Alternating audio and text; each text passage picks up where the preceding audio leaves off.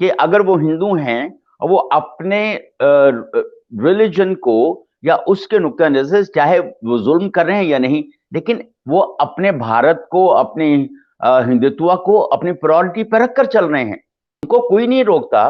तो पाकिस्तान को क्या मौत पड़ती है?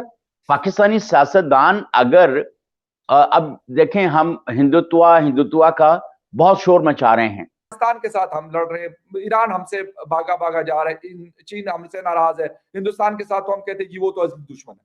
तो सर कौन हमारा यकीन करेगा? अब तो सऊदी अरेबिया, यूएई ने भी कह दिया भाई तुम जानो, हिंदुस्तान जाने, हमारे उनके साथ ताल्लुकात, इजराइल के साथ भी उन्होंने ताल्लुकात। का मतलब है ना हम इस तरफ के रहे हैं ना हम उस तरफ के रहे हैं, बल्कि ना हम अपने घर के भी नहीं रहे हैं।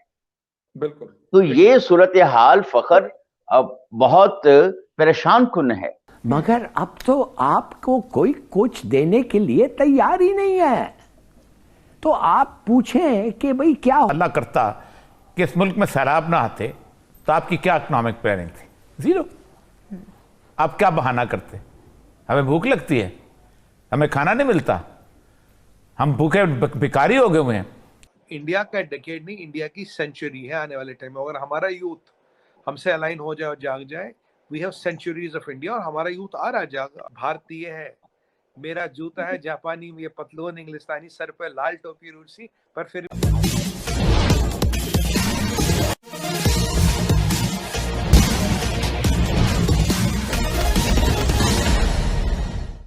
जिस तरह भारत की आर्थिक शक्ति बढ़ रही है, सामरिक शक्ति बढ़ रही है, विश्व रंगमंच पर भारत का कूटनीतिक दबदबा बढ़ रहा है, इसे अंतर्राष्ट्रीय मीडिया भारत के हिंदुत्व के वर्चस्व से जोड़कर देख रहा है। और यह फिर से यह माना जा रहा है कि भारत अपना विश्व गुरु का ताज प्राप्त कर लेगा। इसी संबंध में पाक मीडिया की चर्चा सुनते हैं कि अगर वो हिंदू हैं और वो अपने रिलीजन को या उसके नुक्ता नजर से चाहे वो जुल्म कर रहे हैं या नहीं, लेकिन वो अपने भारत को, अपने हिंदुत्व को अपनी प्रायोरिटी पर रखकर चल रहे हैं, उनको कोई नहीं रोकता।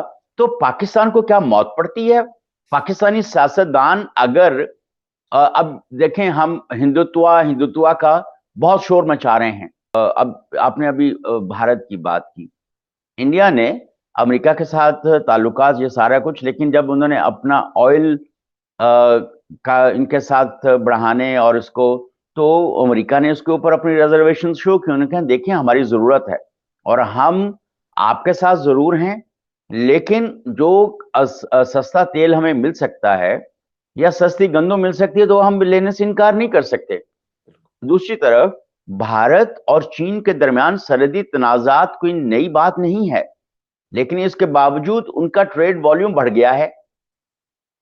भारत के ईरान के साथ ताल्लुकात जो हैं, हालांकि ईरान भी अमेरिका की रेड लिस्ट में है, उनके साथ भी उनके ताल्लुकात और ट्रेड बढ़ती जा रही है। वो वहां से भी अपना सस्ता तेल भी ले रहे हैं।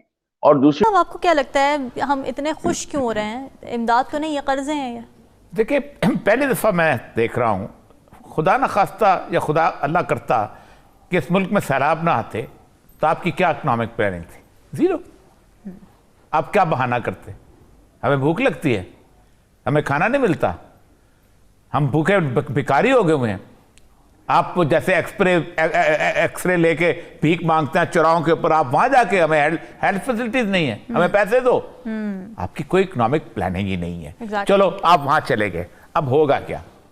ये जो सारे पहले तो बात कर लोन है, लोन किसने वापस करना है? मैंने, आपने। चलो हम सारे शेयर करते हैं गरीब लोगों की मामले के अंदर के, चलो गरीबों को कुछ लगे क्या वहां। मगर अब तो आपको कोई कुछ देने के लिए तैयार ही नहीं है। तो आप पूछें कि भाई क्या अगर आने वाले टाइम में वर्ल्ड को कोई इस रिसेशन से निकालेगा, वो इंडिया है। India is the bright spot in the world economy. पहले भी रिसेशन आया था, इंडिया में नहीं आया था, अब भी इंडिया में नहीं आएगा। इंडिया का सबसे बड़ा बचाव है, हमारे खर्चे कम है, हमारी सेविंग ज्यादा, और we are internal consuming economy. Recession नाम का शब्द हमारी शब्दावली में नहीं है, रिसेशन नाम के शब्द की एंट्री इंडिया में नहीं है। गए वो दिन लद गए हैं। अगर आज आप देखें, अब आप वर्ल्ड बैंक की बात करें तो इंडिया का इकोनॉमिक आउटलुक 8% है, 7-8%। आप जेपी मॉर्गन की बात करें तो आने वाले 8 से 10 सालों में विल बी 10 ट्रिलियन इकोनॉमी।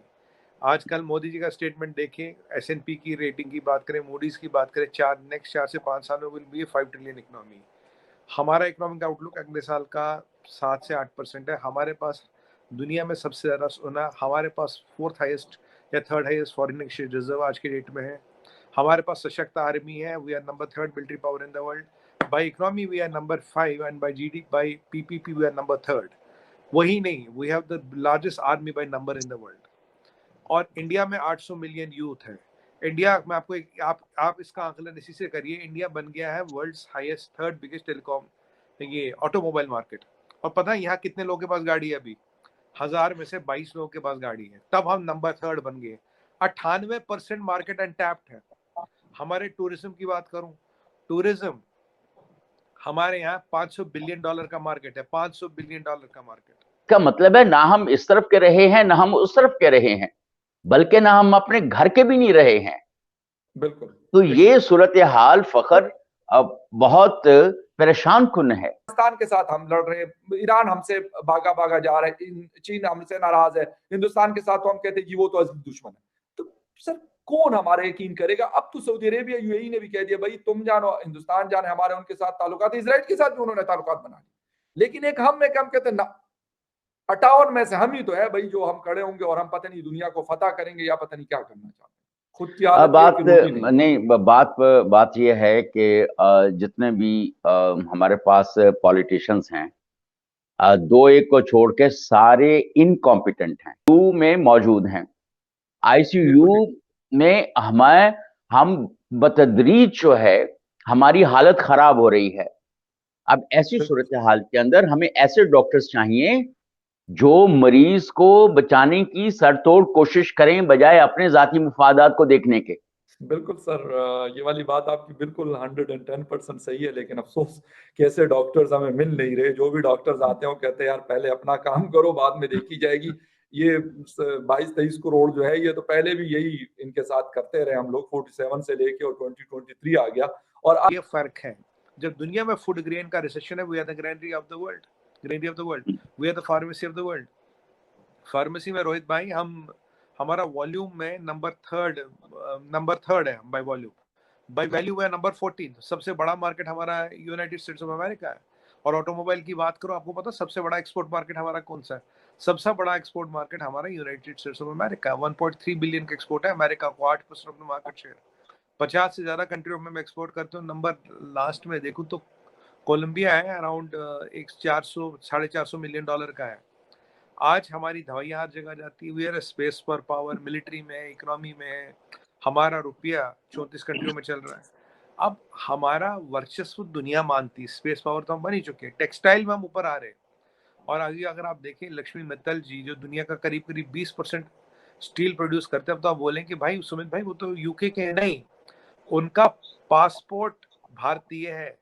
मेरा जूता है जापानी, ये पतलून इंग्लिस्तानी, सर पे लाल टोपी रूसी, पर फिर भी दिल है हिंदुस्तानी। लक्ष्मी मित्तल जी का passport is Indian. I salute the gentleman. और वो करीब 20% दुनिया का स्टील कंट्रोल करते हैं। आप हिंडाल्को की बात करें, हिंडाल्को को 7th biggest aluminium manufacturer in the world बन गया। अगर आप टाटा की बात करें, सबसे ज्यादा सबमरीन केबल जो टाटा के पास है। आप बिरला ब्लैक की बात करें, जो ब्लैक कार्बन प्रोड्यूस होता है, industrial black carbon, Birla is number 2। अब आपको मैं अफ्रीका ले जाऊं, अगर आप वहां अफ्रीका में देखें रोहित भाई, जो एक टाइम में वहां 200 चाइनीज कंपनियां थी, आज आपको पता नंबर 1 बाइक कौन सी अफ्रीका में? बजाज बक्सर। नंबर 2 टीवीएस। 160 चीनियों की कंपनी हमने बंद करा दी। 160 चीनियों की कंपनियां। भारत के विकास दर के बारे में जो अभी तक आंकड़े सामने आए हैं कि भारत का विकास दर 7 से 8% के बीच रहेगा, जबकि दुनिया की जो बड़ी अर्थव्यवस्थाएं हैं जिनमें अमेरिका, चीन आदि शामिल हैं, उनकी विकास दर में 3 से नीचे की ओर जाने की ही ज़्यादा संभावना है। उसी तरह वर्ल्ड फायर पावर इंडेक्स 2022 में जिस तरह भारत को दुनिया का तीसरा बड़ा सामरिक दृष्टि से शक्तिशाली देश माना गया है, जिस तरह रूस यूक्रेन युद्ध में भारत की ओर मध्यस्थता के लिए देखा जा रहा है, जिस तरह भारत को G20 की अध्यक्षता सौंपी गई है, जिस तरह भारत को SCO की अध्यक्षता सौंपी गई है, जिस तरह भारत क्वाड में अमेरिका, जापान, ऑस्ट्रेलिया के साथ बैठा हुआ है, जिस तरह भारत I2U2 में इजराइल, UAE और अमेरिका के साथ एक संगठन बनाकर आगे बढ़ रहा है, और इसी तरह जितने भी चाहे ब्रिक्स हो या अन्य साउथ एशिया देशों की संस्थाएं हो, उन सब में भारत का जो वर्चस्व दिखाई दे रहा है, इस बात का द्योतक है कि भारत तेजी से आगे की ओर बढ़ रहा है। आर्थिक शक्ति, सामरिक शक्ति और कूटनीतिक तीनों मिलकर भारत को एक सुनहरे भविष्य की ओर ले जा रहे हैं। और यही कारण है कि अब विश्व में यह कहा जाने लगा है कि भारत फिर से अपना खोया हुआ विश्व गुरु का ताज पुनः प्राप्त कर लेगा। और यह सब हमारे लिए बड़े गौरव की बात है। जितने भी विकास के मापदंड हैं, चाहे वह खाद्यान्न उत्पादन हो, दूध उत्पादन हो, मोबाइल फोन का उत्पादन हो, गाड़ियों का उत्पादन हो, मिसाइल टेक्नोलॉजी का क्षेत्र हो, या इसी प्रकार के जितने भी मैन्युफैक्चरिंग जो पैमाने हैं, उन सब में भारत 1-2 और किसी किसी में 1-2-3 पर आ रहा है। तो इससे अब यह अनुमान लगाने में कोई आसानी ही सबको होगी कि भारत अब आगे की ओर बढ़ रहा है। और यही कारण है कि विश्व में अब यह कहा जा रहा है कि दुनिया जहां आने वाले दिनों में मंदी का शिकार रहेगी, भारत ही दुनिया में एक ब्राइट स्पॉट के रूप में उभरेगा। यह हमारे लिए बड़े गर्व की बात है। आज के लिए बस इतना ही। जय हिंद। आप अगर हमसे जुड़ा रहना चाहते हैं तो कृपया मेरे चैनल को सब्सक्राइब करें तथा बेल आइकन भी दबा दें, ताकि नई वीडियो की जानकारी तुरंत आप तक पहुंच जाए। धन्यवाद। जय हिंद।